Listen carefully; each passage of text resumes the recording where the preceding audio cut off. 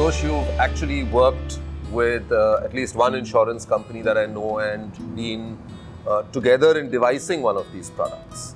While Yashish and Surya have given us the bigger picture, can you slice down a little bit? Because one of the biggest concerns around ULIPs was the high commissions that are paid. So from both that perspective and from an investor's perspective, as seeing it as a long-term product, just because it has a 5-year lock-in, we see that with ELSS, for example, 3-year lock-in, so people think it's a 3-year product. 3 years is just the minimum, or 5 years is just the minimum.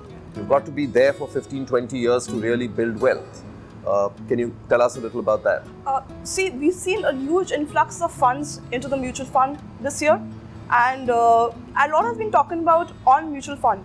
Now, one very basic thing when you talk about or you think about mutual fund is it's a liquid instrument. It allows you to withdraw your money whenever you need it.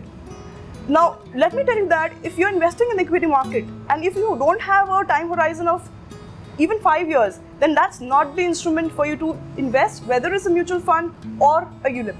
So you have to have at least a 5-year horizon in mind when you're investing in the market.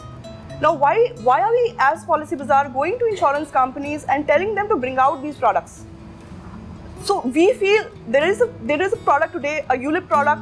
There are companies like HDFC Click to Invest products. There are companies like SBI eWealth products, but they still talk about an insurance with investment. When we talk about insurance with investment, we all understand that for the insurance amount that you get, the companies are charging a small amount of mortality. Now, because this is insurance plus investment, and we've always heard in the past that keep your insurance needs aside and your investments aside, people tend to think that there is a charge of mortality. We said, why not go out, talk to insurance companies, and whatever that small mortality amount is, what if the company invests in your product and that mortality cost becomes zero? So you're basically getting the cover, but you're not paying for it. What if the product is better than the fund management of a mutual fund? So fund management is lower than what you pay for in a mutual fund, plus you're getting a life cover which you don't have to pay for. So then it becomes a far, far superior product in that respect.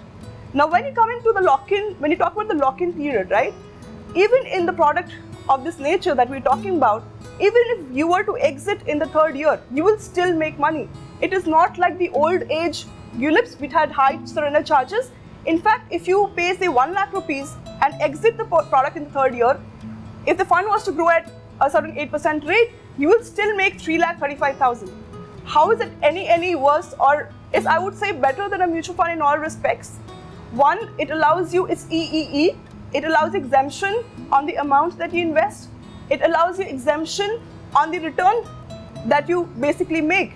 And that return, the only product that comes close to that is an ELSS, a mutual fund ELSS. And even that has a 3-year, you have to stay in for 3 years to get that benefit.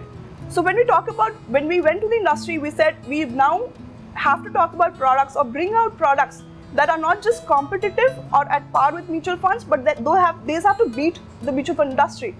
And if you are looking at a long-term goal, like probably child's education or buying a house, where you need money lump sum at one go, I think the best way to invest is a ULIP.